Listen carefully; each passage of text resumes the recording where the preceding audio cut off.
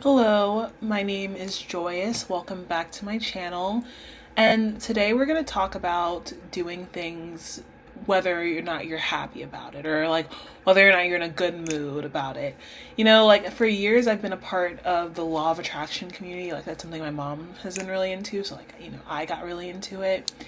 And I feel like I've been in a position where I get scared of having negative emotions. And when I have negative emotions, I stop and I don't do anything until I feel like I have positive emotions towards something.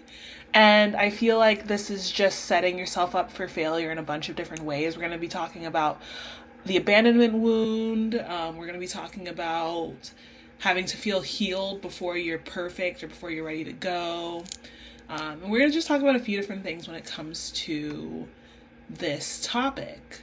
And yeah, for me, I've just been in a position where, if it's not perfect situation, a perfect idea, then I'm not going to actually do the thing that I want to do. And I just want to say, you don't have to be healed. You don't have to be happy, and you don't even have to want to do it. You just have to decide to move in order to get to where you want to go. I also want to talk about vibration, if you like those terms. But let's talk about what it means to act when you feel broken, bitter, or betrayed, and why this might be the most honest version of you, So, there's this myth of readiness that we have that once you're ready, then everything's gonna just fall into place. Once you keep training, once you keep listening to some course, capitalism really thrives off of this before and after idea of you. Before this product, you were sad, depressed, unmotivated, weren't doing anything. After this product, you're more productive, you're making money, you have a bunch of friends, you're socializing. That is something that capitalism is really big about. And, there's this cultural belief that you have to have the right time or the right energy. And oh my God, energy sucks when it comes to the law of attraction and spirituality, because you're expected to be on and perfect and happy all the time in order to get what you want. And that is not the case. Plenty of people, plenty of celebrities, plenty of rich people have been put in a position where they're rich and famous by doing something they weren't very happy to do, or they learned to grow into whatever they were working on in order to do this, whatever, right? But I want to talk about first, can you think of any stories or myths that started when the character was fully ready to embark on this journey? Same with the heroes in real life. Are there any stories or myths that started once the character was fully ready to embark on the journey? No, that never happens, And I was raised in Christianity, so this is something that I like I'm not a Christian per se right now, but I do like the parables and some of the lessons that can be taught in the Bible. It's there's plenty across many religious texts. It's just the one that I'm most used to.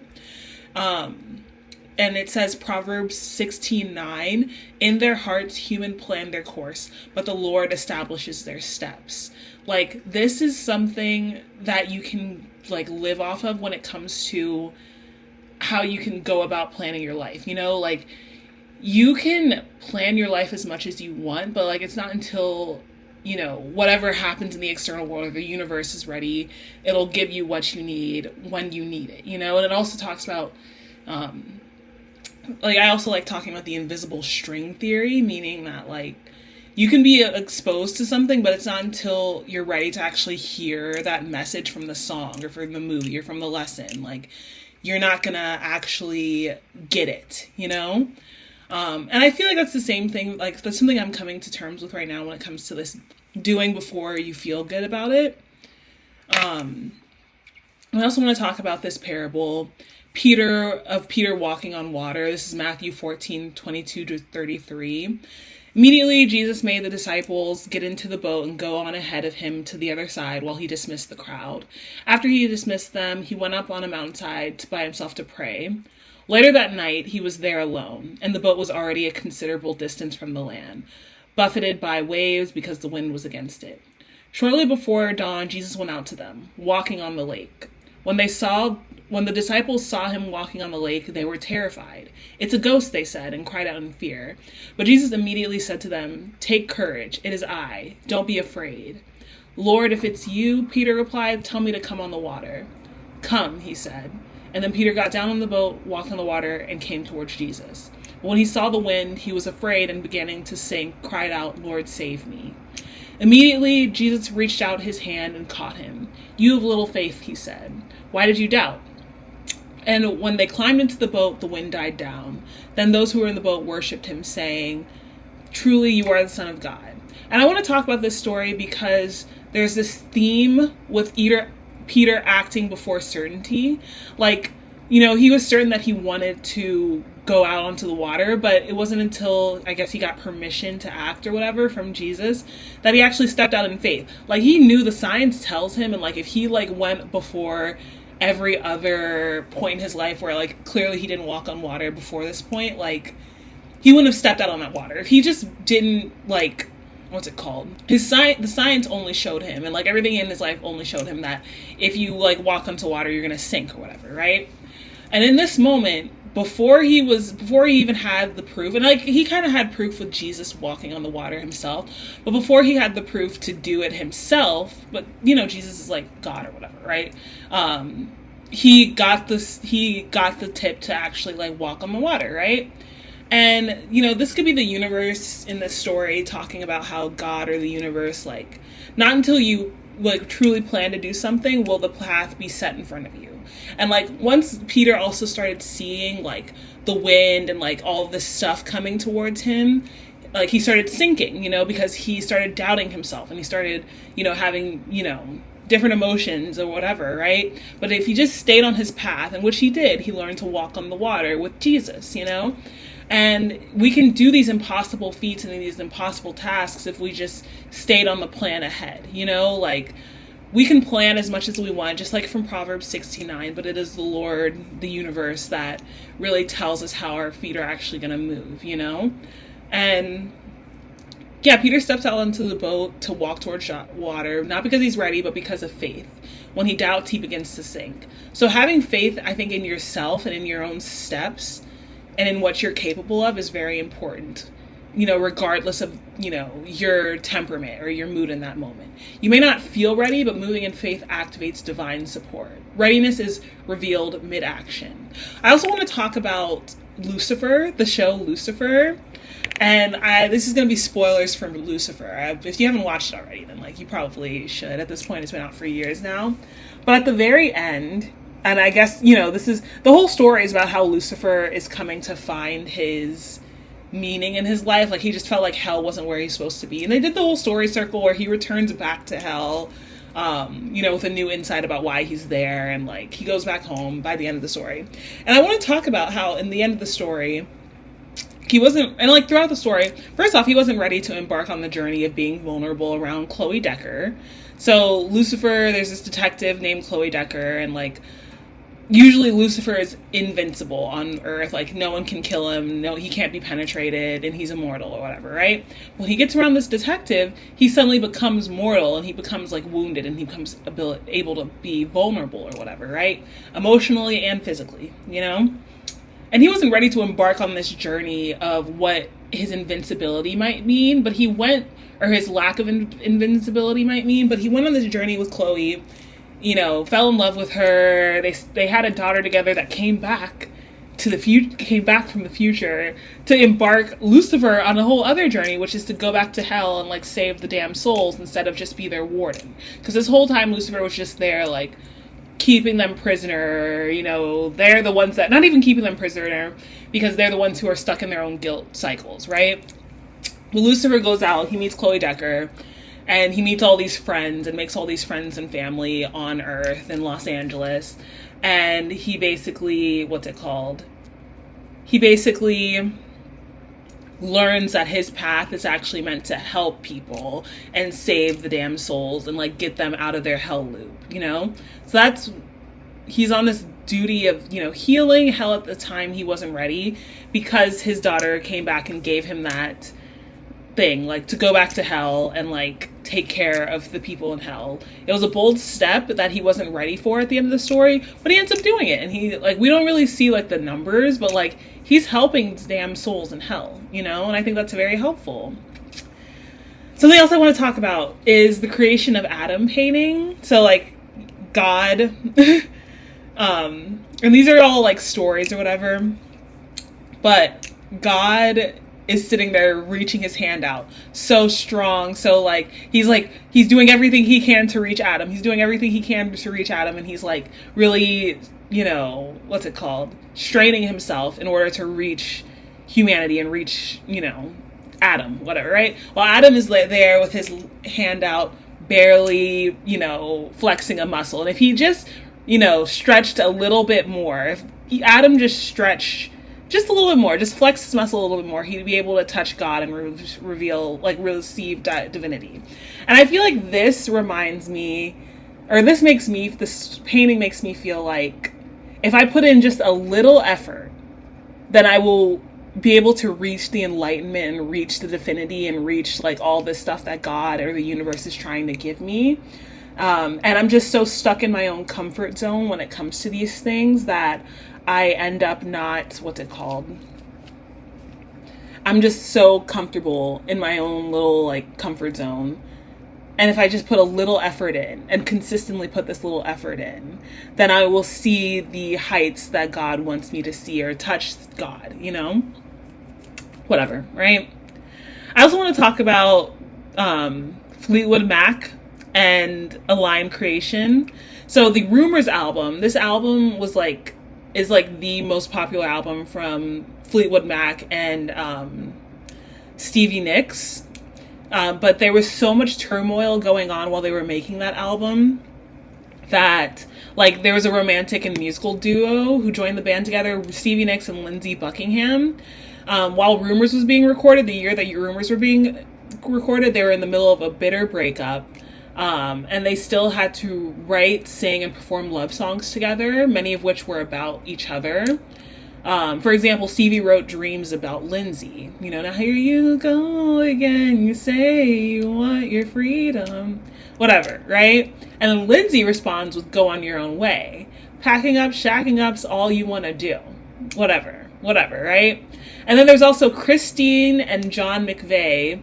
They were married at the time, but were divorcing during the recording of Rumours. And then there was this guy named Mick Fleetwood who was also going through a divorce, but later had an affair with Stevie Nicks. And this was all a part of the band. They wrote a bunch of songs together during this year while they were having all these fights. And there's a lot of alcohol and cocaine use. They were very unhappy during this time. They were working 12 to 16 hours putting albums together. And they sold over 40 million albums. They won Album of the Year in 1978. And it continues to be one of the definitive breakup albums in history. And this message, and this is what I really want to talk about, is they didn't wait for inner peace to produce greatness. They didn't wait for that. They didn't wait to be happy. They did it while they were still upset about it or whatever, right? It wasn't in spite of the pain. It was because of the pain that they did this thing. The art needed the friction. And a lot of artists, like, for me, I didn't start writing until I was at a very low moment in my life a few years ago. Like, that's like, I'll never forget the first things I wrote. Like, it's not even a part of the book anymore. I think it should be. I'm thinking of bringing it back, whatever. But for me, that's something, whatever, right? Whatever. Now I want to talk about emotional turmoil, turning this emotional turmoil into fuel, just like Fleetwood Mac did. Emotions themselves aren't barriers per se, they're batteries, Emotion is energy in motion. You can use it, you can direct it. And every millionaire isn't totally happy and in bliss because they found their passion and know how to make money off of it. They've just figured out how to make money regardless of how they feel in that given moment. Like, not every millionaire is like completely happy and satisfied with like what they do every day as their job. They're not actually doing their passion job in their job every day. Like, they might have worked hard enough to do their passion and do their job and like do something on the side, whatever, right? And something that I try to ask myself, like when I'm doing my daily routine or my daily systems, like, for example, like, can I go for a walk when I'm angry? Can I go when I'm tired? Can I go when I'm upset? Then you can go, like, do I have to be happy and excited and in love with the idea of walking? No, this is a part of my discipline. This is part of my practice and devotion to myself and the devotion to, reaching out and touching the divine. Putting in a little effort. And that little effort is usually just me getting out of bed or getting out of the loop that I'm in, and putting in that little effort, like let's say you're sad or depressed and you want to write, or, you feel like you should be writing. Like, put in the smallest effort to actually get on your writing desk, sit there and write whatever comes out, painting through the rage. If you're angry and you feel like something bad is going to come out when you paint, or when you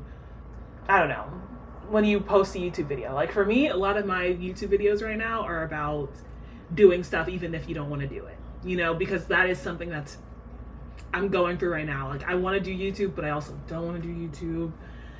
Whatever.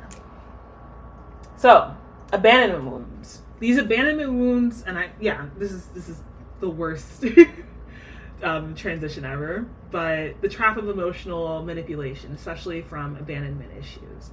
So, we come from a childhood, and like a lot of our abandonment wounds, we were taught that we need to fix ourselves to feel deserving of love, action, connection, or success. And there's like overt or clear examples of abandonment wounds. So like a parent physically leaving the home when you were a child, divorce, incarceration, death, or choosing not to be in the child's life. That's an abandonment wound. Parental addiction or mental illness, an emotionally or physically absent caregiver who's unpredictable or unreliable gives us an abandonment wound. Being sent away as punishment, so timeouts, going to boarding school, or going to your room in moments of distress. It teaches us that you have to be perfect to get love or to be accepted, When there's more subtle or emotional forms of abandonment. A parent being emotionally unavailable. This makes the child feel like their emotions are too much of a burden, Caregivers invalidating feelings, so telling you that you're fine, stop crying, or to toughen up. This child learns that you can show up as your authentic self and still be accepted. Praise to performance, not presence, So if you perform well, like love or attention is only given when the child achieves something. The child feels they must earn their place in the family. This is when, praise is tied to performance, not presence. So like, even, the participation awards, I think, are still, like, they're helpful. I feel like people complain about participation awards, but it shows that even if you're showing up, you're still loved, like, not like just because you're the MVP of something, whatever. And like, if you grew up learning that your feelings were too much, or like if you grew up learning that you had to be perfect in some sort of way in order to show up and get love, you probably believe that peace, connection, and joy is the permission to do something that you want to do. And it's not, Stop gaslighting yourself into waiting for good vibes. Like, stop abandoning yourself and show up for yourself even when you're feeling bad, even when you're feeling angry, even when you're feeling sad. So, and also vibration. Vibration, it does not have to equal your feelings. Your vibration is what you do.